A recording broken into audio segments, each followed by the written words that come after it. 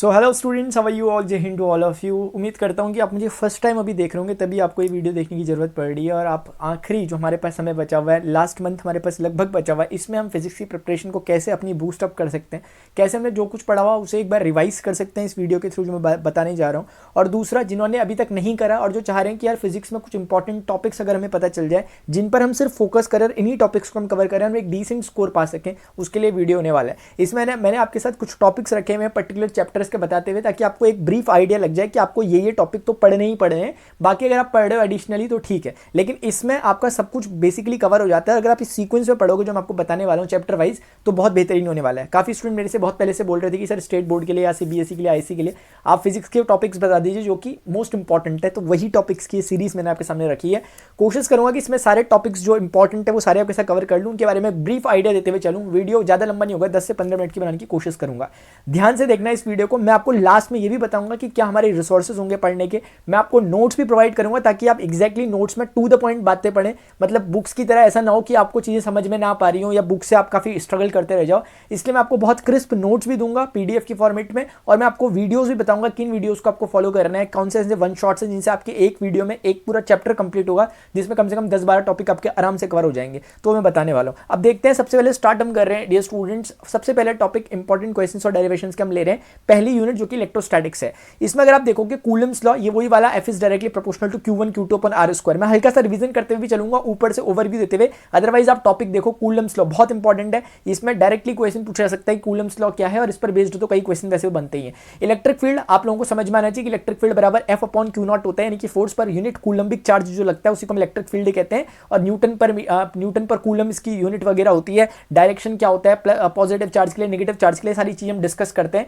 Electric field due to a dipole on the axis and equatorial point, यानी dipole पता होना चाहिए। Electric dipole क्या होता है कि माइनस क्यू और प्लस क्यू चार्ज के बीच में जब शॉर्टेस्ट डिस्टेंस रखा जाता है 2L का, तो इलेक्ट्रिक डायपोल बनता है। उसके एक्सियल में इलेक्ट्रिक फील्ड निकालना और इक्वेटोरियल में इलेक्ट्रिक फील्ड निकालने का जो डेरिवेशन है बहुत इंपॉर्टेंट है। उनके बीच में जो रिलेशनशिप है कि एक्सियल में जब आप निकालोगे इलेक्ट्रिक फील्ड तो वो 2 टाइम्स निकलता है इक्वेटोरियल में। आप शायद मेरी बात समझ पा रहे होगे, रिवीजन पर्सपेक्टिव से भी बोल रहा हूं, और इन ये मोस्ट इंपॉर्टेंट टॉपिक्स है वो आपके सामने तो रख ही रखे हैं मैंने। मैं हल्का सा बोलते हुए चल रहा हूं क्योंकि सिर्फ लिख देने से बात नहीं बनने वाली ना, हल्का सा एक आइडिया भी आना चाहिए।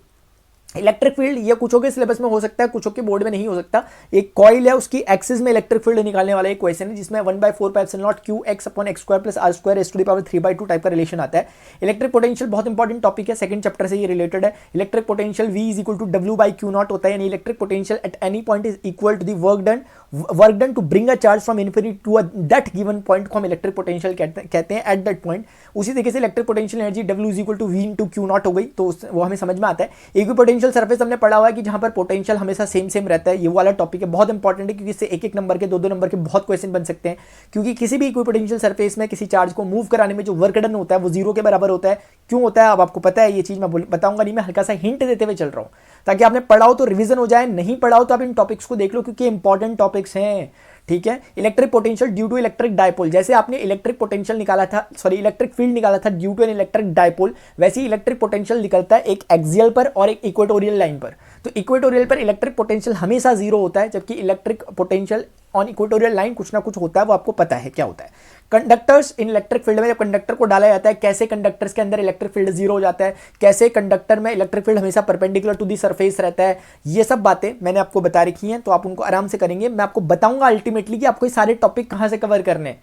मुझे पता है कि ऐसे समझ में नहीं आता चीजें पढ़ने में, लेकिन मैं आपको एक बार डायनामिकली बताना चाह रहा हूं चीजों को कि ये टॉपिक आपके उसमें, और हल्का सा एक थॉरोली मैं आपको उसका रिवाइज करा रहा हूं। बस ये समझा नहीं रहा मैं किसी को भी कुछ भी, क्योंकि 1-1 घंटा लगता है इन चीजों को समझाने में, जो मैं सिर्फ 1-1 मिनट में बोल दे रहा हूं। Electric capacitance and property. Electric capacitance क्या होता है, उसकी बेसिकली उसकी प्रॉपर्टी की जगह मुझे प्रिंसिपल लिखना चाहिए था, वहां पे उसका प्रिंसिपल क्या होता है, कैसे वो वर्क करता है। किसी स्फेरिकल आइसोलेटेड जो स्फीयर रहता है उससे associated capacitance C is equal to 4πε0 R होता है। अर्थ का कैपेसिटेंस 711 माइक्रोफेरेड होता है। शायद आपको मेरी बातें कुछ समझ में आ रही होंगी। ये टॉपिक्स आपके इंपॉर्टेंट है। कैपेसिटर का कॉम्बिनेशन, जब आप उसको उसको सीरीज में लगाते हो या पैरेलल कॉम्बिनेशन करते हो तो नेट कैपेसिटेंस कैसे कैसे इक्वल आता है वो बातें। एनर्जी स्टोर्ड बहुत इंपॉर्टेंट टॉपिक है, हाफ सी वी स्क्वायर कह लो या क्यू स्क्वायर अपॉन 2c कह लो या हाफ सी वी कह लो, ये तीनों के तीनों फॉर्मूले हैं एनर्जी स्टोर्ड इन कैपेसिटर के। और कैपेसिटर में जो एनर्जी स्टोर होती है वो इलेक्ट्रिक फील्ड की फॉर्म में होती है जो दो प्लेट्स के बीच में लाई करता है। और इलेक्ट्रिक फील्ड पर यूनिट अगर हम एरिया में देखते हैं तो हम इसे एनर्जी डेंसिटी बेसिकली मैं बात करना चाह रहा हूं, energy per unit area volume में जब हम बात करते हैं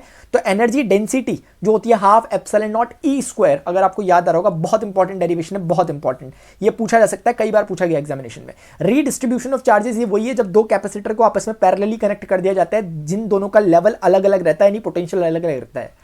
तो जैसे हम उन्हें पैरेलली कनेक्ट करते हैं तो तुरंत हाई पोटेंशियल से लो पोटेंशियल की तरफ चार्ज का डिस्ट्रीब्यूशन शुरू हो जाता है। वहीं से हमारा एक कॉमन पोटेंशियल जो वो अचीव करते हैं उसकी वैल्यू आपकी C1V1 upon C1V1 plus C2V2 upon C1 plus C2 type की आपकी वैल्यू आती है। शायद आपको मेरी बातें समझ में आ रही होगी।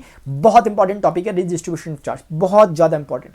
जब मैं अपना बोर्ड दे रहा था मुझे बहुत उम्मीद थी कि एग्जाम में पूछा जाएगा, लेकिन अनफॉर्चुनेटली पूछा नहीं गया था, उसके बाद वाले एग्जाम में पूछा गया था। ठीक है, करंट इलेक्ट्रिसिटी काफी इंपॉर्टेंट टॉपिक है। कुछ चीजें इसमें बहुत फेमस है। I is equal to NE/AVD का अगर आपको रिश्ता निकालना आता है तो आपको सारा का सारा काम समझ में आ जाता है। इसका मतलब आपको उसी में अगर I is equal to NE/AVD के बाद अगर आपको ये चीज समझ में आ रही है जो मैंने लिखी हुई है कि R is equal to ML upon NE square tau A, अगर आपको ये समझ में आ गया मैंने क्या लिखा है तो ये चैप्टर आपका कंप्लीट है। इसका मतलब अगर आपको ये समझ में आ गया, इसलिए इस चैप्टर में पूरा फोकस रखो ओम्स लॉ को डिराइव करने में। अगर ओम्स लॉ समझ में आता है तो आपको सारी चीजें, बहुत ज्यादा चीजें इसमें समझ में आ जाएंगी। इसमें आपको ऑटोमेटिकली समझ में आएगा रेजिस्टेंस L के डायरेक्ट प्रोपोर्शन में, A के इनवर्स प्रोपोर्शन में, और ये बाकी जो L और A के अलावा बचा हुआ ये रो है, रो किस पर डिपेंड करता है, और इसी तरीके से रेजिस्टिविटी क्या है रो, कंडक्टिविटी क्या है सिग्मा, कंडक्टेंस G क्या है, रेजिस्टेंस क्या है R, इन चीजों के बीच में एक रिलेशन बहुत ब्यूटीफुल सा है, वो आपको पता होना चाहिए। दूसरा सेगमेंट है इसका इलेक्ट्रिक सेल का। इलेक्ट्रिक सेल में आपको EMF पता होना चाहिए कि EMF बेसिकली वो मैक्सिमम इलेक्ट्रिक पोटेंशियल है जब हमारा करंट ड्रॉन जीरो होता है किसी सर्किट में सेल के द्वारा। फिर EMF और टर्मिनल पोटेंशियल के बीच में डिफरेंस आपको पता होना चाहिए कि V is equal to E minus I into small r, ये आपको समझ में आना चाहिए। छोटे मोटे डेरिवेशन है बहुत हल्के वाले, मैंने सब कराया हुआ है, मैं लास्ट में आपको बताऊंगा कैसे आपने चीजों को करना है। मैं एक ओवरव्यू दे रहा हूं ताकि जब आप पढ़ो लेक्चर को जाकर आपको क्लिक हो कि हाँ मैंने सुना हुआ है पहले कहीं ना कहीं।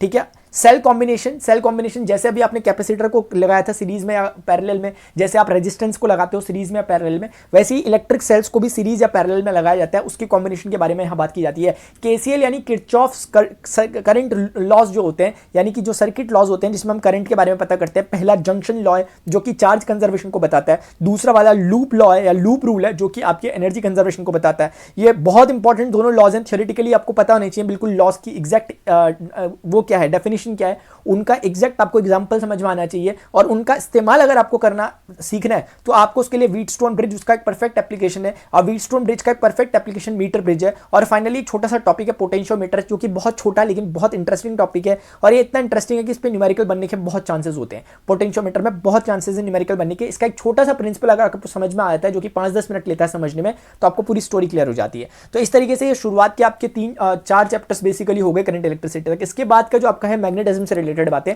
मैग्नेटिज्म में सबसे इंपॉर्टेंट जो है वो है बायो-सैवर्ट लॉ, कि कैसे किसी भी पॉइंट पर हम किसी इलेक्ट्रिक करंट से, यानी कोई करंट कैरिंग कंडक्टर है उसके किसी सर्टेन डिस्टेंस r पर अगर हमें मैग्नेटिक फील्ड निकालना है तो उसका formula B is equal to mu not upon 4 pi IDL sin theta upon r square होता है, जहां पर आपको IDL पता है कि करंट एलिमेंट है, थीटा बेसिकली करंट एलिमेंट और r के बीच में बना हुआ एंगल है, और r बेसिकली ऑब्जर्विंग पॉइंट का करंट एलिमेंट से बेसिकली डिस्टेंस है, वो r होता है। तो इस तरीके से बायो-सैवर्ट लॉ बहुत इंपॉर्टेंट है, थ्योरेटिकल है, कोई डेरिवेशन नहीं होता इसका, सिंपल आपको लॉ पढ़ना आना चाहिए कि किसके डायरेक्ट प्रोपोर्शन होता है। सब मैंने पढ़ा रखा है, मैं आपको फिर बोल रहा हूं, मैं बताऊंगा आपको कहां से कैसे पढ़ना है। कुछ टॉपिक्स हैं जो अभी मैंने कवर नहीं किए, वो साथ साथ करूंगा। अगर आपको ये वीडियो अभी मिल जा रहा है जनवरी स्टार्टिंग में तो आप अपने को खुश नसीब मानो, क्योंकि सारा का सारा कवर हो सकता है चाहे आपने कुछ पढ़ाओ ना पढ़ाओ। लॉरेंट्ज फोर्स बहुत इंपॉर्टेंट है। लॉरेंट्ज फोर्स यानी कि कोई चार्ज पार्टिकल को अगर मैग्नेटिक फील्ड में रखो, इलेक्ट्रिक फील्ड में रखो, उस पर इलेक्ट्रिक फोर्सेस भी लगते हैं, मैग्नेटिक फोर्सेस भी लगते हैं। इलेक्ट्रिक फोर्स उस पर Q इंटू कैपिटल E लगता है, और मैग्नेटिक फोर्स उस पर IBL sin थीटा लगता है। तो बस वही लॉरेंट्ज फोर्स है, और बहुत इंपॉर्टेंट है, पूछा जाता है एग्जाम में। Magnetic field due to a coil on axis and centre, यानी कि कॉइल है, इसके ये एक्सिस में मैग्नेटिक फील्ड निकालना, इस पॉइंट P पर कितना कितना होता है। तो ये वैसे ही है जैसे आपने भी थोड़ी देर पहले मैंने बोला था इलेक्ट्रिक फील्ड निकालना है, उसी टाइप का डेरिवेशन है इसका। Magnetic field due to a solenoid और टॉरॉइड, बहुत छोटे छोटे डेफिनेशंस होती हैं इनके, बहुत छोटे छोटे डेरिवेशंस होते हैं। Mu not small n into I बराबर कैपिटल B होता है सोलेनॉइड के लिए, ऐसे ही टॉरॉइड के लिए हम सॉल्व करते हैं। और ये दो चीजें हमेशा एग्जाम में पूछी जाती हैं हर एक साल को छोड़ के, चाहे आप किसी भी बोर्ड से रिलेटेड हो। आप अपने प्रीवियस ईयर उठा के देखना, सोलेनॉइड और टॉरॉइड पे क्वेश्चन पूछे जाते हैं। नाम से मत सोचना कि कठिन है या सिंपल है, बहुत सिंपल सा टॉपिक है, लेकिन आप इसे कवर कर लोगे, मैं आपको करा दूंगा, चिंता मत करो। Magnetic field due to infinite long wire, यानी कि एक लॉन्ग वायर है, बोला गया कि इनफाइनाइट है, तो किसी पॉइंट पी पर मैग्नेटिक फील्ड निकालना है, तो उस समय मैग्नेटिक फील्ड कैसे निकाल सकते हैं, mu not upon 4 pi I upon a sine phi 1 plus sine phi 2, उसका डेरिवेशन से रिजल्ट आता है। कैसे आता है वो हम बाद में देख लेंगे, आप वीडियो जब देखोगे उसमें आपको समझ में आ जाएगा। मैं सिर्फ टॉपिक इंपॉर्टेंट जो है वो डिस्कस कर रहा हूं आपके साथ, क्योंकि आप ही लोगों ने मुझे ऐसा करने को कहा है। मैग्नेटिज्म, अर्थ मैग्नेटिज्म में एंगल ऑफ डिप एक टॉपिक है, मैं आपको बता दूंगा, लेकिन ये इंपॉर्टेंट है इसलिए मैंने यहां पर लिख दिया। साइक्लोट्रॉन बेसिकली मैग्नेटिज्म का ही एक टॉपिक है, जो कि हम चार्ज पार्टिकल को, पॉजिटिव चार्ज पार्टिकल को एक्सेलरेट करने के लिए इस साइक्लोट्रॉन का इस्तेमाल करते हैं। इसकी वर्किंग, इसका प्रिंसिपल और इसके छोटे मोटे जो टर्म्स है कि टाइम पीरियड कितना होता है, उसमें पाई एम अपॉन क्यू बी क्या क्या होता है, बाकी सारी चीजें वो इसमें आती है। साइक्लोट्रॉन से जब वो कोई चार्ज पार्टिकल निकल रहा है तो मैक्सिमम वेलोसिटी कितनी उसके पास रहेगी उस समय, ये सब बातें इसमें आती है। फिर जो मैग्नेटिज्म है उसमें मैग्नेटिक कैरेक्टरिस्टिक मटेरियल की, जैसे पैरामैग्नेटिक होते हैं, डायमैग्नेटिक होते हैं, फेरोमैग्नेटिक्स होते हैं, ये क्या क्या होते हैं, मैग्नेटिक ससेप्टिबिलिटी क्या होती है, क्योंकि ससेप्टिबिलिटी से ही डिफाइन होता है कि कोई आइटम यानी कोई मटेरियल पैरामैग्नेटिक है, डायमैग्नेटिक है या फिर फेरोमैग्नेटिक। अरे बहुत छोटे टर्म है माय डियर, यकीन मानो।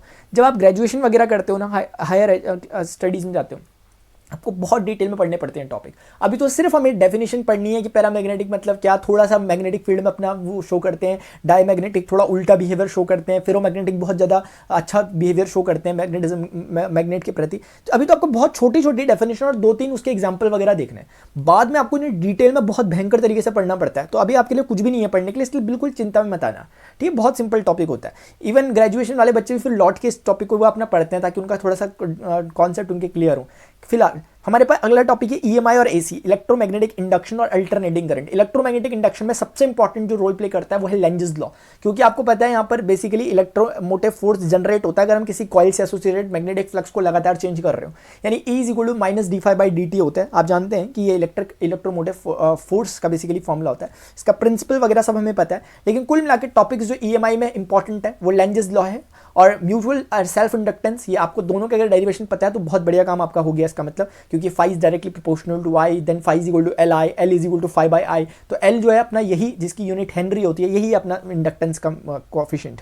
उसके बाद जब आप एसी पढ़ते हो तो एसी में टॉपिक है आपके पास आईआरएमएस, आपको एक्जैक्टली पता होना चाहिए क्या होता है आईआरएमएस, यानी रूट मीन स्क्वायर वैल्यू क्या होती है। आपको पता होना चाहिए आई मीन, यानी कि जो करंट मीन करंट होता है किसी अल्टरनेटिंग करंट में वो कितना होता है किसी कंप्लीट साइकिल में और हाफ साइकिल में।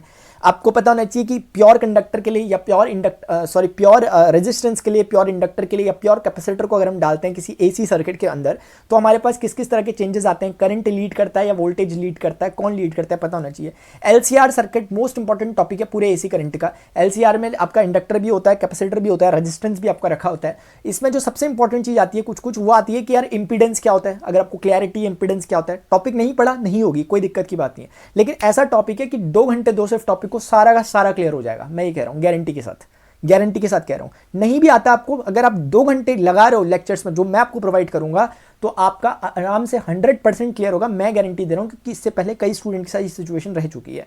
एलसीआर सर्किट पढ़ते पढ़ते एक बहुत ब्यूटीफुल सा रिलेशन आता है रेजोनेंस के लिए कि कैसे XL is equal to XC हो जाने से रेजोनेंस क्रिएट होता है, और रेजोनेंस में जो ओमेगा आता है वो 1/√LC आता है। कभी कभी कोई पूछ लेता है रेजोनेटिंग फ्रीक्वेंसी कितनी होती है, तो 1/2π√LC होती है। तो वो सब बातें यहां से निकल के आती हैं। मैं जानबूझ के एक रिवीजन पर्सपेक्टिव से भी बोल रहा हूं चीजें, ठीक है ना। मुझे पता है कि ऐसे समझ में कुछ नहीं आएगा उसको जिसने कुछ नहीं पढ़ा, लेकिन जिन्होंने पढ़ लिया उनको एक रिवीजन टाइप मिलेगा, उनको कुछ ना कुछ क्लिक होगा फटाफट से कि अच्छा अच्छा ऐसे ऐसे करके।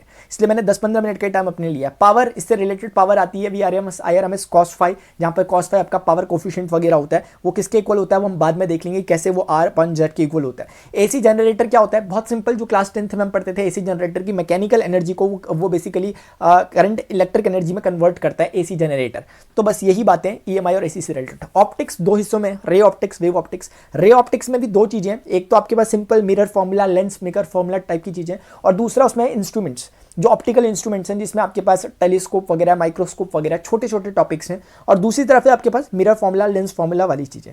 तो अगर आपको मिरर फॉर्मूला, जो कि हमें पहले से ही पता होता है क्लास 10th से कि 1/f is equal to 1/v plus 1/u होता है, लेंस फॉर्मूला में 1/v माइनस 1/u बराबर 1/f होता है, ये लेंस मेकर फॉर्मूला होता है। तो इसके डेरिवेशन थोड़े से इंपॉर्टेंट है यहाँ पर कि आप कभी कोई आप ये इंपॉर्टेंट इसके इस बार क्या है डेरिवेशन, तो डेरिवेशन आपको जरूर देखने हैं, इसके नहीं आएंगे मैं हूं आपके साथ, चिंता मत करो। मैं सिर्फ हवा में टॉपिक नहीं बोल रहा आपको, क्योंकि मैं अगर बोलने वाला आता ना, मैं ऐसे बोलता आपको कि देखो ये पढ़ लेना बेसिक टर्म्स, ये पढ़ लेना मिरर फॉर्मूला, ये पढ़ लेना मैग्निफिकेशन। इसमें मेरा रोल क्या रहेगा फिर, ये तो कोई भी किताब से इंडेक्स लिख के बता सकता है ना यार, उसमें मजा नहीं है, मजा इसमें जो मैं भी आपसे बोल रहा हूँ, ठीक है। तो आई होप आपको समझ में आ रहा होगा, आप समझ पा रहे होगे, क्योंकि मैं बहुत तेजी के साथ अभी चीजें डिस्कस कर रहा हूँ आपके साथ। तो लेंस मेकर फॉर्मुला इंपॉर्टेंट है, 1/f = 1/v - 1/u वाला। प्रिज्म बहुत इंपॉर्टेंट टॉपिक है। यहाँ पे थिन प्रिज्म जब आप पढ़ते हो कि कैसे करके म्यू - 1 × a = डेल मिनिमम होता है, यानी कि आपके पास जो एंगल ऑफ मिनिमम डेविएशन, बहुत इंपॉर्टेंट टॉपिक, बहुत ही ज्यादा इंपॉर्टेंट टॉपिक। जरूरी नहीं है आप क्लास 10th के 12th के स्टूडेंट हो, बहुत सारे लोग होते हैं जो 12th के नहीं होते लेकिन 12th की फिजिक्स उन्हें पढ़नी होती है, उन सब के लिए मैं बोल रहा हूँ ये टॉपिक इंपॉर्टेंट है। एंगल ऑफ मिनिमम डेविएशन वगैरह, एंगल ऑफ डिस्पर्जन हमें पता होना चाहिए कि जब कोई व्हाइट लाइट गुजरती है किसी प्रिज्म से, वो 7 हिस्सों में बट जाती है, जिसमें से आपके वॉयलेट और रेड वाले होते हैं। वॉयलेट वाला ज्यादा डेविएट होता है, ज्यादा डिस्पर्स होता है, वो सब बातें यहाँ पे बोली जाती हैं। इसके बाद का जो पोर्शन दिख रहा है ये आपका वेव ऑप्टिक्स में है। वेव ऑप्टिक्स में आपको पता होना चाहिए कि वेव ऑप्टिक्स में सबसे पहला कॉन्सेप्ट जो माना गया है वेव फ्रंट का क्या है, वेव फ्रंट क्या होती है, पैरेलल वेव फ्रंट क्या है, स्फेरिकल वेव फ्रंट्स क्या है, वो आपको पता होनी चाहिए। हाइगेन्स ने अपना प्रिंसिपल जो दिया वो क्या है, बहुत इंपॉर्टेंट है, क्योंकि उन्होंने अपने प्रिंसिपल से रिफ्लेक्शन को और रिफ्रैक्शन को जो प्रूव किया, ये काफी इंपॉर्टेंट है। लॉ ऑफ रिफ्लेक्शन और लॉ ऑफ रिफ्रैक्शन की प्रूविंग सब मैंने कराई है, वन शॉट्स बताऊंगा मैं आपको कैसे कैसे पढ़ना, चिंता मत करो।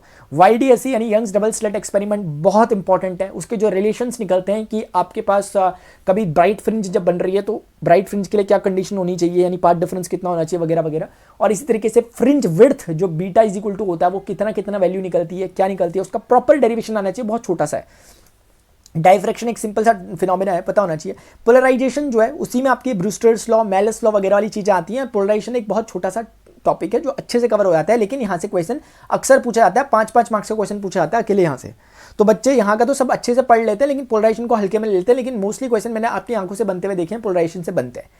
बहुत सारे स्टेट बोर्ड में काफी बनते हैं यहाँ से क्वेश्चन, चाहे यूपी में हो, उत्तराखंड बोर्ड में हो, बिहार बोर्ड में हो, MP बोर्ड में हो, महाराष्ट्र में, राजस्थान में, मैंने देखे हैं जो पेपर, मुझे अक्सर पोलराइजेशन का क्वेश्चन बहुत देखने को मिलता है वेव ऑप्टिक्स से। तो ये एक बात है। उसके बाद मॉडर्न फिजिक्स, मॉडर्न फिजिक्स में मैंने क्या क्या टॉपिक रखे हैं, dual nature of matter radiation, उसके बाद एटम्स, उसके बाद न्यूक्लियर, ये बेसिकली 3 टॉपिक इसमें आते हैं। Dual nature of matter radiation में पूरा चैप्टर बेस्ड है फोटो इलेक्ट्रिक इफेक्ट पे। अगर आपको फोटो इलेक्ट्रिक एमिशन समझ में आता है तो इसका मतलब आपको थ्रेशोल्ड फ्रीक्वेंसी समझ में आती होगी, इसका मतलब आपको वर्क फंक्शन समझ में आता होगा, इसका मतलब आपको स्टॉपिंग पोटेंशियल समझ में आता होगा, इसका मतलब आपको इंटेंसिटी समझ में आती होगी, इसका मतलब आपको फ्रीक्वेंसी समझ में आती होगी, इसका मतलब आपको इंटेंसिटी का और करंट का कर्व समझ में आता होगा, कैसा रिलेशन बनता है, इसका मतलब आपको फ्रीक्वेंसी और स्टॉपिंग पोटेंशियल का कर्व समझ में आता होगा। अगर आपको, मैंने कहा सिर्फ फोटो इलेक्ट्रिक इफेक्ट समझ में आ जाने से सारे टॉपिक समझ में आते हैं और चैप्टर ही कंप्लीट हो जाता है। इसीलिए यहां तक का पूरा काम तो आपका ऑटोमेटिकली हो जाता है। फिर de Broglie wavelength lambda = h/mv और वहीं से मैटर वेव का कॉन्सेप्ट आता है। बहुत सिंपल सी बात होती है कि कोई भी मैटर जो होती है वो भी वेव नेचर को शो करती है, वो बोलती है इस बात को। इसके बाद अगला जो रेड कलर से आपको नीचे लिखा हुआ दिख रहा है वो है एटम से रिलेटेड। एटम यानी कि जिसमें डिस्टेंस ऑफ अप्रोच का जिक्र किया जाता है, एटॉमिक स्ट्रक्चर का डिस्कशन किया जाता है, जिसमें पहले सबसे पहले रदरफोर्ड को हल्के में पढ़ा दिया जाता है क्योंकि वो पहले भी पढ़ा रहता है आपने, लेकिन यहाँ पे स्पेशली बोर्स मॉडल के बारे में बातचीत हो रही होती है। बोर्स मॉडल में bore radius R = n²h²/4π² mkze², ये फॉर्मूला है रेडियस का, बोर रेडियस का, आपको भी एक्जैक्टली ऐसे याद होना चाहिए जैसे मुझे याद है। इसी तरीके से स्पीड का फॉर्मूला V = 2.21 × 10⁸ फिर उसके बाद Z/n, इस टाइप का फॉर्मूला वेलोसिटी के लिए, स्पीड के लिए। इसी तरीके से एनर्जी के लिए अगर यहाँ पे बात करें तो energy is directly proportional to Z²/n²।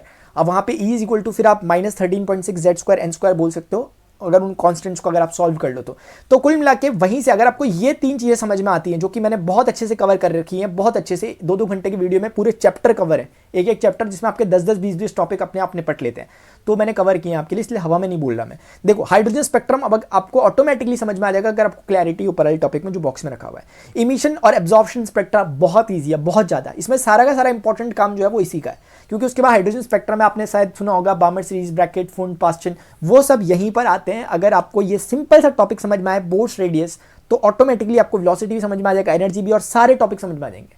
इसलिए इसमें सिर्फ कॉन्सेंट्रेशन जो बनाना है वो कहां पर है, बोर्स रेडियस वाले टॉपिक में। इवन मैं कहूंगा डिस्टेंस ऑफ अप्रोच से अपना कॉन्सेप्ट बनाना स्टार्ट करना, सब कुछ आपका कवर हो जाएगा, चाहे कुछ भी क्वेश्चन आपसे पूछ लिया जाए उसमें रिलेटेड। उसके बाद ये जो टॉपिक्स लिखे हुए हैं ये रिलेटेड है न्यूक्लियाई से। कंपोजिशन ऑफ न्यूक्लियाई की, न्यूक्लियस के अंदर क्या क्या होता है, बेसिकली हमारी बुक में भी फिलहाल जो दिया हुआ है, जो हमारा लेवल है अभी पढ़ने का, उसमें हमें इतना ही पता है कि न्यूक्लियस के अंदर सिर्फ न्यूट्रॉन्स होते हैं, प्रोटॉन्स होते हैं, number of proton number of electrons के बराबर होते हैं जो कि एटॉमिक नंबर के बराबर होता है, mass number of protons plus number of neutrons के बराबर होता है, वो सब बातें हमने आराम से देखी हुई है। उसके बाद बाइंडिंग एनर्जी क्या होती है, बाइंडिंग एनर्जी पर न्यूक्लियन क्या होती है, और बहुत इंपॉर्टेंट बात, मास नंबर और बाइंडिंग एनर्जी पर न्यूक्लियन के बीच में एक रिलेशनशिप, वाव कितनी इंपॉर्टेंट है, जिसमें फेरिक जो होता है वो सबसे ज़्यादा बाइंडिंग एनर्जी पर न्यूक्लियन उसकी होती है 8.8 मेगा इलेक्ट्रॉन वोल्ट के बराबर। शायद आपको रिवाइज हो रहा होगा, आप बोलोगे वाह यार सर मजा आ गया, आपने तो पूरी बुक रिवाइज करा दी। ये निकलना चाहिए कमेंट आपके मन से, नहीं निकलेगा तो मैं समझ जाऊंगा कि आपने अभी तक कुछ पढ़ा ही नहीं था, अब पढ़ोगे इसका मतलब। चलो, न्यूक्लियर फिजन और न्यूक्लियर फ्यूजन। न्यूक्लियर फिजन और न्यूक्लियर फ्यूजन छोटे छोटे टॉपिक हैं, ज़्यादा डिटेल में नहीं है। सिंपल इतना कि न्यूक्लियर फिजन जो होता है उसमें टुकड़े होते हैं, एक अनस्टेबल जो न्यूक्लियस होता है वो दो डॉटर न्यूक्लियाई में टूटता है। टूटने का कारण यह है कि वो उस रेंज में आ जाता है, उस रेंज में आ जाता है जहाँ पर उसकी स्टेबिलिटी क्या हो जाती है, अच्छी हो जाती है। स्टेबिलिटी मतलब जहाँ पर उसकी बाइंडिंग एनर्जी पर न्यूक्लियन जो है वो हाई हो जाती है। आप शायद समझ रहे होंगे, टॉपिक में डिस्कस किया था। रेडियो एक्टिविटी एक बहुत सिंपल सा फिनोमेना है। रेडियो एक्टिविटी मैंने आपको बताया था कि एक स्पॉन्टेनियस डिसइंटीग्रेशन ऑफ न्यूक्लियस जब होता है उसी को हम रेडियो एक्टिविटी कहते हैं। और रेडियो एक्टिव में डिफरेंट रेडिएशंस वगैरह निकलते हैं, उसमें अल्फा रेडिएशन, बीटा डीके और गामा डीके होते हैं। अल्फा डीके में क्या होता है, बीटा डीके में क्या होता है, गामा डीके में क्या होता है, सब डिटेल में हम डिस्कस कर चुके हैं, लेकिन आपको पता होना चाहिए। और उसी में जो डेरिवेशन टाइप में अगर मैं कहूँ तो यहाँ पर छोटे मोटे डेरिवेशन देखने को मिलेंगे आपको। एक तो हाफ लाइफ से रिलेटेड, दूसरा आपको एक जो सोडी लॉ है n=n0e⁻λ टी वाला वो रिलेशन, और उसी से आपका हाफ लाइफ और उसी से आपका एवरेज लाइफ निकलता है, जहाँ पे आप बोलते हो हाफ लाइफ बराबर टी हाफ =0.693 अपॉन लैम्डा, और फिर आप 1 अपॉन लैम्डा को आप बोल देते हो एवरेज लाइफ है, तो आपका टी जो हाफ लाइफ है =0.693 इंटू एवरेज टाइम निकल जाता है। तो शायद आप मेरी बात समझ रहे होंगे मैं कहना क्या चाह रहा हूँ। तो इस तरीके से हमने अपने ऑलमोस्ट जितने टॉपिक्स हैं वो कवर कर लिए। लास्ट हमारे पास जो टॉपिक बचता है वो इलेक्ट्रॉनिक डिवाइसेस। इलेक्ट्रॉनिक डिवाइसेस में हमारे पास सेमीकंडक्टर है। सेमीकंडक्टर हमें पता है एक्सट्रिंसिक इंट्रिंसिक, अगर आपने पढ़ा हुआ है, नहीं पढ़ा मैं बताऊंगा क्या करना है, क्योंकि अब आखिरी मोड शुरू होने वाला है। अगले 2 मिनट आपके लिए बहुत क्रिटिकल होने वाले हैं जो मैं बोलूंगा, जिसमें मैं बताऊंगा कि इन सबको कहाँ से करना है। ये तो मैंने सिर्फ बताया कि ये टॉपिक्स हैं। अगर आप यहाँ तक देख रहे थे इसका मतलब क्लियर हो गया कि आप वो लोग हैं जो मैंने फिल्टर करना चाह रहा था, ये वही लोग हैं, क्योंकि जो वैसे थे वो चल दिए 5 मिनट 2 मिनट वाले वीडियो देखने के लिए कि उससे पास हो जाएंगे, लेकिन जो यहाँ तक सुन रहे हैं इसका इतना तो क्लियर हो गया कि जो मैं अगली बातें बोलूँगा कहाँ से पढ़ना है कैसे पढ़ना है वो उसको फॉलो करेंगे, भले हमारे पास टाइम कम बचाओ चलेगा। इसमें हमारे पास एक्सट्रिंसिक सेमीकंडक्टर्स, इंट्रिंसिक सेमीकंडक्टर क्या होते हैं, एन टाइप सेमीकंडक्टर क्या है, पी टाइप सेमीकंडक्टर्स क्या है। उसके बाद हम इसमें पढ़ते हैं कि यार इम्प्योरिटीज़ वगैरह डोपिंग हम करते हैं, उसके कारण ये सेमीकंडक्टर अलग अलग रूप लेते हैं अपने एन टाइप और पी टाइप के।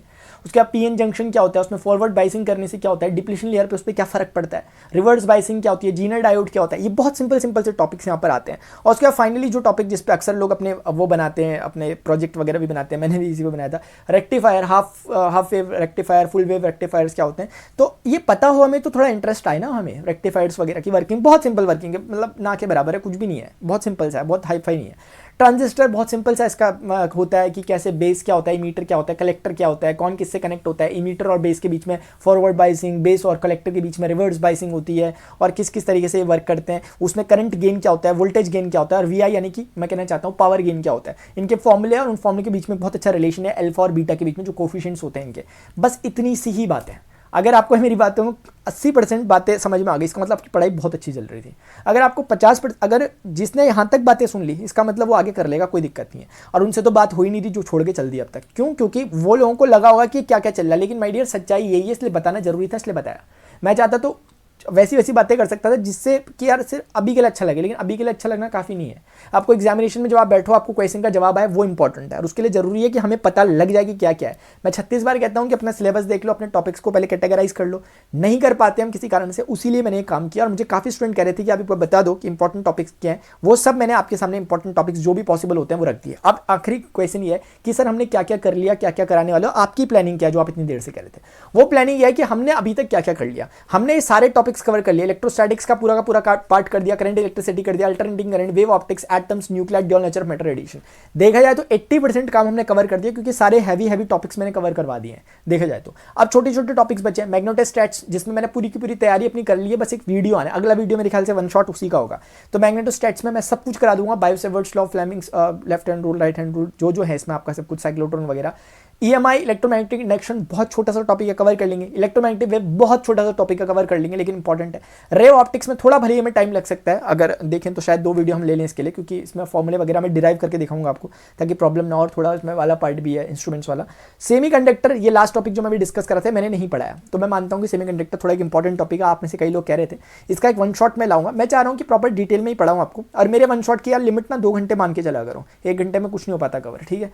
तो ऐसे करके तो ये होता है। तो इस तरीके से अगर आप ये टॉपिक अगर आपको अभी तक नहीं पता कि मैंने कराया ही नहीं कराया, तो आपको जरूर विजिट करना चाहिए। मैं नीचे डिस्क्रिप्शन में भी डाल दूंगा, डिस्क्रिप्शन में प्लेलिस्ट डाल दूंगा जहाँ पे सारे टॉपिक्स कवर हो रखे हैं। आपको सिर्फ वन शॉट देखनी है। काफ़ी स्टूडेंट का बहुत पॉजिटिव फीडबैक है कि सर आप पहले अगर मिल गए होते तो बहुत बढ़िया होता, क्योंकि हमें समझ में पूरा आ रहा।